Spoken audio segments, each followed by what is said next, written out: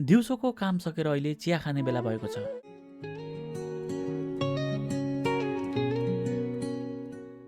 कामको ब्रेकमा जस्तो छिटो छिटो एक कप चिया निल्ने व्यक्ति जस्तो चिया नपिउनुहोस्। आफ्नो चिया बिस्तारै र श्रद्धापूर्वक पिउनुहोस्, स्वाद लिँदै।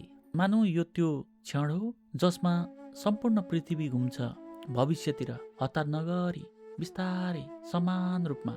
यो वास्तविक क्षण मात्र जीवन हो। 1926 ताका जन्मिएका एकजना वियतनामी बौद्ध भिक्षुको भनाइ हो यो। टिक एन या थान, जो शिक्षक र शान्तिका दूत थिए। जीवनको अर्थ ठूलो कुरामा होइन, दैनिक गरिने साना साना काममा लुकेको हुन्छ।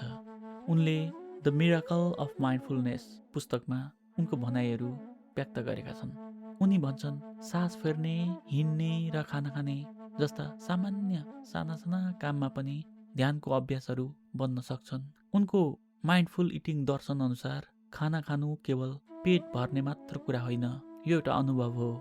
तर यदि हामीले छिटो छिटो खाना खान्छौँ भने हामीले स्वाद महसुस गर्न सक्दैनौँ, शरीरले सन्तुष्टि पाउँदैन र धेरै खान सक्छौँ।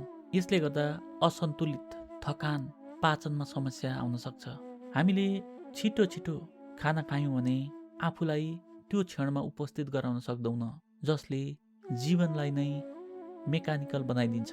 त्यसैले उनले बिस्तारै ध्यान दिएर हरेक टोकाइको महसुस गर्दै खानाको स्वाद लिँदै जब हामी यस्तो गर्छौँ, खाना राम्रोसँग पच्छ, मन शान्त हुन्छ र सानो कुरा पनि अर्थपूर्ण लाग्न थाल्छ।